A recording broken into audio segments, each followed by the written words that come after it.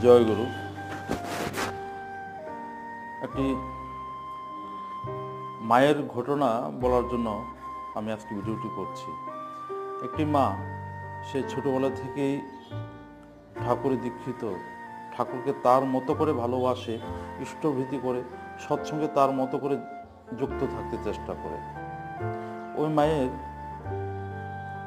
একটি ছেলে খুব অল্প বয়সে, 8-10 বছর বয়সে ও ব্লাড ক্যান্সার হয়ে মারা যায়।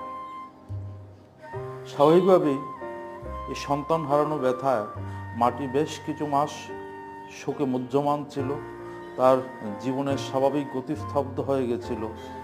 ধীরে ধীরে সে ঠাকুরের দয়ায় এই শোক কাটিয়ে আবার জীবনের স্বাভাবিক ছন্দে ফিরেছে। এই শোকের মধ্যেও সে ইষ্টভৃতি বন্ধ করেনি, ঠাকুরের নাম বন্ধ করেনি। হয়তো সেই কারণেই সে আবার 8-10টা মানুষের মতো হাসি ঠাট্টা আনন্দ সমস্ত কিছু নিয়ে সংসারের স্বাভাবিক কাজকর্মে সে ব্যস্ত হয়ে পড়ে। সন্তান হারানোর শোক অনেকটাই কাটিয়ে সে সুস্থ মানসিক শক্তি নিয়ে আবার জীবনে অগ্রসর হতে লাগলো। তখন তার পাড়া প্রতিবেশী কিছু মানুষ, তার সহকর্মী অনেকেই কথা কথা তাকে প্রায় সময় বলে যে, তুমি এত ঠাকুর ঠাকুর করে কী লাভ হলো? তোমার ছেলেটা তো অকালে চলে গেল। আমরা যে এত তো মানুষ ঠাকুর টুকুর করি না, ঠাকুর দীক্ষা নেইনি, আমরা তো ভালো আছি, তুমি ঠাকুর টুকুর করে কী লাভ? এ কথা শুনে সেই মাটির মন আবার বিষণ্ণ হয়ে পড়ে। তিনি নিজেও এই প্রশ্নের উত্তর খুঁজে পান না, কি বলবেন তিনি নিজেও এই প্রশ্ন শুনে দ্বিধাগ্রস্ত হয়ে পড়েন। আমার সাথে কথা কথা মাটি বলছিল, আসলে আমরা অধিকাংশ মানুষ গুরু কি, গুরু দীক্ষা কেন নিতে হয়, গুরুকে কেন অনুসরণ করতে হয়, ভালোবাসতে হয়, সে সম্পর্কে একটা ভ্রান্ত ধারণা নিয়ে চলি। ঈশ্বর, গুরুকরণ, দীক্ষা, আচার্য নিষ্ঠা, ধর্ম, এগুলির সাথে যে অলৌকিকতা, বুজরুকি বা অবাস্তব চিন্তার কোনো যোগাযোগ নেই, সেটা আমরা প্রায়শই ভুলে যাই। আমরা ভাবি গুরু বা ঈশ্বর হলেন একটা অলৌকিক প্রাপ্তির উপায়, যে একটি বাচ্চা ছেলে, তার ক্যান্সার হয়েছে, তো ক্যান্সারের যে স্বাভাবিক পরিণতি সেটাই হবে। কিন্তু আমার মনে আশা ছিল যে গুরু কোনোভাবে অলৌকিকভাবে আমার ছেলেটাকে বাঁচিয়ে দেবেন, বা আমি না করলেও অন্যান্য সেরকম ভেবে নিয়েছে। যেহেতু আমার মনের আশা পূরণ হয়নি, তাই গুরুর উপর আমার সন্দেহ আসছে, গুরুর ভালোবাসার উপযোগিতা নিয়ে আমার মনে প্রশ্ন আসছে। অথচ ধরুন, একটি লোক তার মাকে খুব ভালোবাসে, কিন্তু সে খুব গরিব, খুব অভাব অনটনের মধ্যে আছে। সে অভাবের মধ্যেও সে তার মায়ের খুব যত্ন করে, মাকে ভালোবাসে, মায়ের কথা শুনে চলে। পাশে আরেকটি লোক বিরাট পয়সাওয়ালা, দামি বাড়ি, দামি গাড়ি, ভীষণ প্রতিপত্তি, কিন্তু মাকে একদম দেখে না, মাকে ভালোবাসে না, মায়ের যত্ন আত্তি করে না, পারলে মাকে বৃদ্ধাশ্রম পাঠিয়ে দেয়। তাই বলে কোনো মানুষ যদি গরিব লোকটিকে বলে, ভাই তুমি যে এত মা করো, মায়ের যত্ন করো, মাকে ভালোবাসো, কি লাভ তাতে? ওই তোমার পাশে লোকটি দেখো, মাকে ভালোবাসে না, মায়ের যত্ন করে না, মায়ের প্রতি টান নেই, তবু সে কত ভালো আছে, বিশাল বাড়ি, দামি গাড়ি, জীবনে কোনো অসুবিধা নেই। আমরা কি কখনো এই ধরনের কথা বলি? যদি এরকম প্রশ্ন কেউ করে, তাহলে তার বোধহীনতা আর তার মূর্খতা নিয়ে স্বাভাবিকভাবেই আমাদের সন্দেহ থাকে না? বা ওই প্রশ্ন শুনে গরিব লোকটির মনে কি নিজের মাতৃভক্তির উপযোগিতা নিয়ে কোনো প্রশ্ন সৃষ্টি হয়? কখনো না। ধরুন, একটি নারী তার স্বামীকে ভীষণ ভালোবাসে, স্বামীকে সেবা করে, স্বামীর প্রতি খুব টান। তাকে যদি কেউ বলে, তুমি এত স্বামী করে, স্বামীর যত্ন করে কি লাভ হচ্ছে? তোমার পাশে দেখো কত নারী 8-10টা পুরুষের সাথে সম্পর্ক, রাতে বিরতে যার সাথে ঘুরে বেড়ায়, স্বামীর খোঁজও রাখে না, তারা তোমার চেয়ে কত ভালো আছে। এই কথা শুনে ওই স্বামী ভক্তিপরায়ণ স্ত্রীর মনে কি নিজের স্বামীর প্রতি কখনো অবিশ্বাস তৈরি হয়, বা নিজের স্বামী ভক্তির উপযোগিতা নিয়ে তার মানে প্রশ্ন তৈরি হয়? কখনো হয় না। আমি হয়তো খুব পড়াশোনা করলাম, কিন্তু আমার পাশে আমার গ্রামে একটি লোক, সে মাত্র ক্লাস 8 অবধি পড়াশোনা করেছে, তার কিন্তু তার বিশাল বাড়ি, দামি গাড়ি, অনেক ক্ষমতা প্রতিপত্তি। আমাকে যদি কেউ বলে যে তুমি তো পড়াশোনা করে কি লাভ, ওই দেখো লোকটি পড়াশোনা করেনি, কিন্তু তার তো তোমার চেয়ে অনেক বেশি অর্থ, অনেক ক্ষমতা। তাই বলে কি এই পড়াশোনা করার বা শিক্ষার উপযোগিতা নিয়ে আমার মনে কখনো সন্দেহ সৃষ্টি হবে? নাকি ওই লোকটির কথা শুনে আমি আমার সন্তানের পড়াশোনা বন্ধ করে দেবো, তুই ক্লাস 8 অবধি পড়িস, আর পড়িস না, কোনো প্রয়োজন নেই পড়াশোনার? না, আমি কখনো তা করি না। কারণ আমি জানি আমার শিক্ষা, আমার ডিগ্রি আমাকে ওই লোকের মতো অর্থ ক্ষমতা না দিলেও আমাকে আত্মবিশ্বাস দিয়েছে, আমাকে চেতনা দিয়েছে, আমার জ্ঞান চক্ষু উন্মোলিত করেছে, আমাকে তৃপ্তি দিয়েছে। সেটা উপযোগিতা কখনো আমি অস্বীকার করতে পারি না।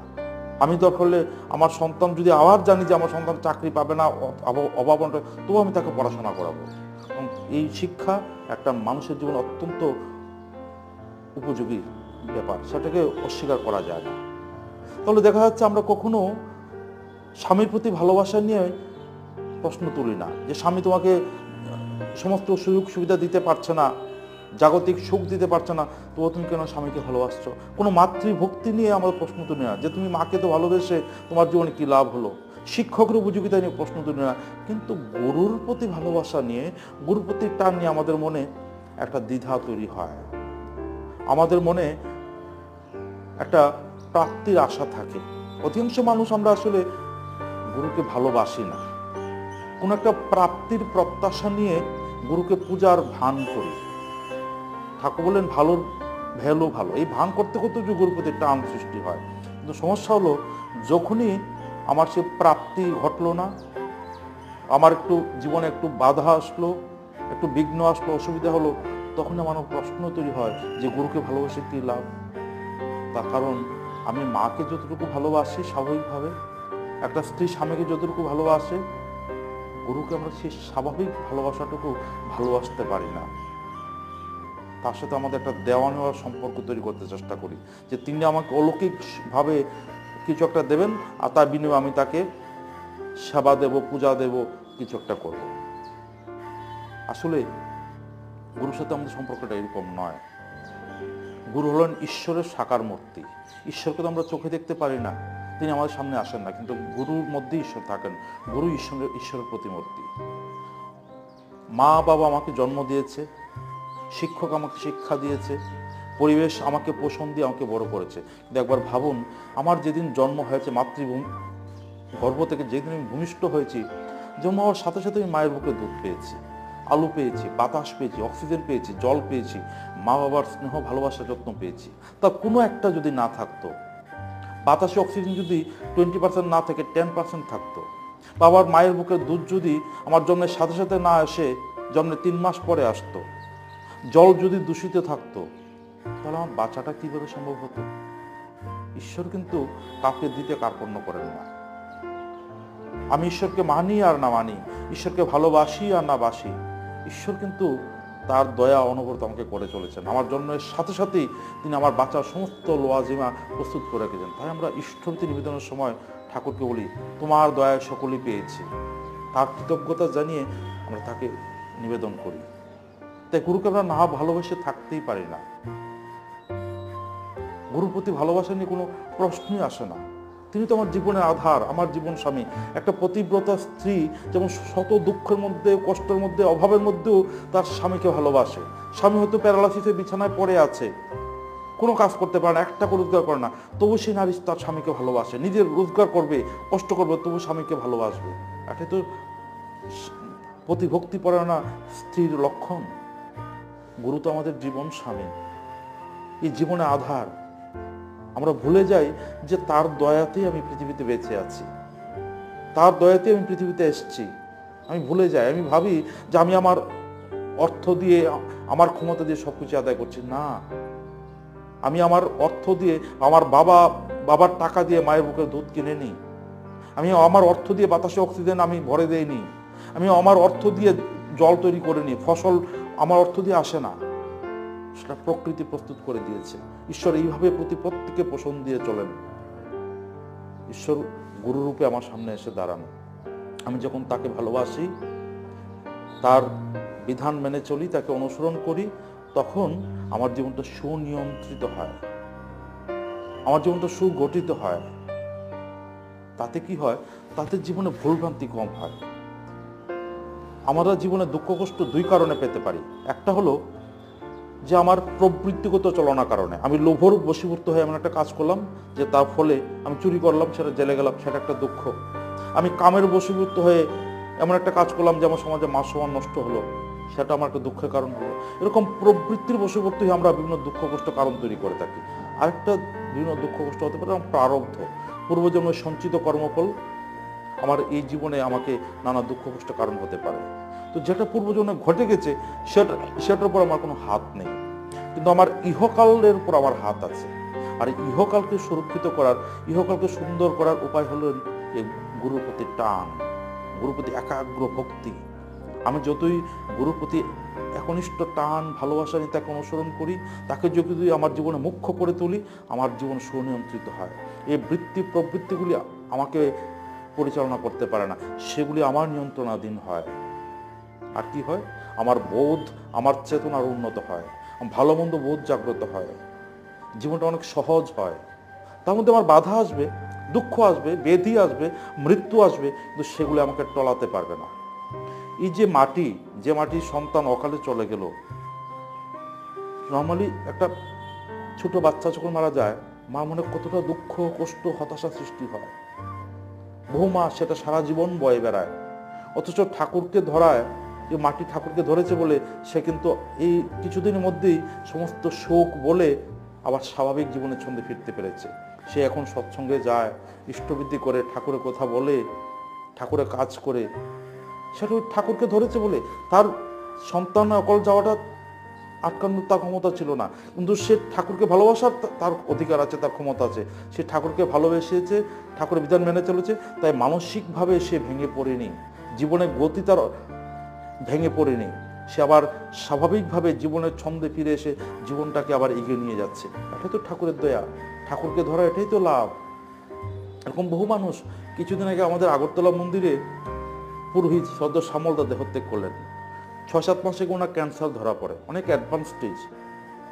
ডাক্তার বলে দিয়েছে যে উনি আর বেশি দিন বাঁচবেন না। উনি সেটা নিজে জানতেন যে 3-4 মাসের বেশি উনি বাঁচবেন না। তো ওনার ঘরে আমি যতদিন গিয়েছি এই রোগ ডায়াগনোসিস হওয়ার পরে, প্রত্যেকটা দিন দেখেছি উনি প্রত্যেকটা ক্ষণ চরম হাসি ঠাট্টা উল্লাসের মধ্যে দিয়ে উপভোগ করছেন। উনি যে কিছুদিন পর মারা যাবেন সেটা উনি জানতেন, কিন্তু ওনার মনে কোনো বিষাদ নেই, এ নিয়ে কোনো কথা নেই, এ নিয়ে কোনো হতাশা নেই। মৃত্যুর আগের দিন অবধি উনি আড্ডা দিয়েছেন, ঠাকুর নিয়ে গল্প করেছেন, চরম উপভোগ করেছেন জীবনটাকে। ঠাকুর দিলে ওই হয়, মনে শক্তি পাওয়া যায়, মনে নিরাশা গ্রাস করে না, হতাশা গ্রাস করে না, শোক গ্রাস করে না। আর ওই জায়গায় যদি একটা অধিকৃত মানুষ, যার কোনো জীবনে আধার নেই, নির্ভরতার জায়গা নেই, ভরসার জায়গা নেই, সে দিশে হারায় পড়ে, সে জীবনটা একরকম যায় না। আমি আজকে একটা মানুষকে যেরকম দেখছি, ভবিষ্যতে কিরকম যাবে জানি না, কিন্তু যখন কোপ আসবে, প্রবৃত্তির কোপ আসবে, প্রকৃতির কোপ আসবে, তখন সে দিশা পাবে না। তা আমি যদি ঠাকুরকে ধরে থাকি, আচার্যকে মাথায় নিয়ে চলি, আমার জীবনে বাধা আসতে পারে, প্রারব্ধ আসতে পারে, কর্মফল আসতে পারে, কিন্তু আমি জীবন থেকে হারিয়ে যাব না, আমার জীবনের গতি অটুট থাকবে। আমি একটি মাকে চিনি, 1 বছরের মধ্যে তার ভাই, তার বাবা, তার মা গত হয়েছে। 1 বছরের মধ্যে তার একান্ত আপন 3 জন চলে গেছে। কিন্তু তারপরেও ওই মাটি নিত্য সৎসঙ্গে যায়, কীর্তন করে, দেওঘর আসা যাওয়া করে, হাসি খুশি আনন্দে আছে। এত বড় ঘটনার মধ্যে যে আনন্দে থাকা, সেটা একমাত্র ঠাকুরকে ভালোবাসা সম্ভব হয়। দুঃখ কার জীবনে নেই, মৃত্যু কার জীবনে নেই? স্বয়ং পুরুষোত্তম রামচন্দ্র, স্বয়ং ঈশ্বর, ওনার স্ত্রীকে উঠিয়ে নিয়ে চলে গেছে আরেক পুরুষ। একটা পুরুষ লোকের জীবনে এর চেয়ে বেশি যন্ত্রণা কি হতে পারে?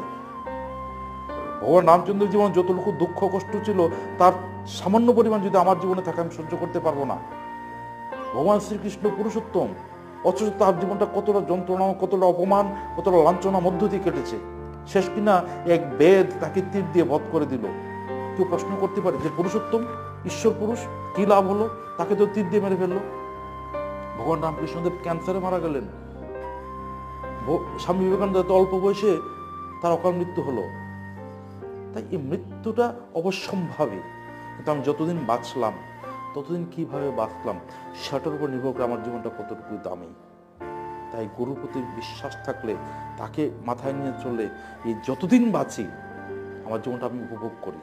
জীবনটা আনন্দে কাটে, আমার জীবনের গতি অব্যাহত থাকে, তাহলে বহু মানুষ বেঁচে থেকেও মৃতপ্রায় হয়ে আছে। এই বেঁচে থাকার কোনো মানে নেই। যতদিন বাঁচি বাঁচার মতো বাঁচবো, আর ঠাকুরকে মাথায় নিয়ে চললে ওই বাঁচার মতো বাঁচা যায়, জীবনটা প্রতি মুহূর্তে উপভোগ করা যায়। কতদিন বাঁচবো জানি না, আমার আয়ু কতদিন আমি জানি না, কিন্তু যতদিন বাঁচবো তাকে মাথায় নিয়ে জীবনটা চরমভাবে উপভোগ করে যাব। এই বিশ্বকে আমার যদি কিছু দেওয়ার থাকে, ঠাকুরকে মাথায় আমি সেটা দেওয়ার চেষ্টা করব। আমার এই জীবনটার জন্য সার্থক হয়ে ওঠে, এই জন্য গুরুকে ধরা। গুরুর প্রতি ভালোবাসা নিয়ে কখনো সন্দেহ করতে নেই, গুরুর প্রতি ভালোবাসা নিয়ে উপযোগিতা নিয়ে কোনো প্রশ্ন করতে নেই। আমি আমার মায়ের প্রতি ভালোবাসা নিয়ে যদি প্রশ্ন না করি, মায়ের প্রতি টান নিয়ে যদি টানের উপযোগিতা নিয়ে যদি প্রশ্ন না করি, তাহলে গুরুর প্রতি ভালোবাসার উপযোগিতা নিয়ে প্রশ্ন করাটা চরম বোকামি। সেটা আমাদের অজ্ঞতার পরিচয়। আমরা জানি না গুরুকে এখনো ভালোবাসে, তাই ধরনের কথা আসে। শত বাধার মধ্যে, সমস্যার মধ্যে আমরা সবাই ঠাকুরকে মাথায় নিয়ে চলবো। জয় গুরু।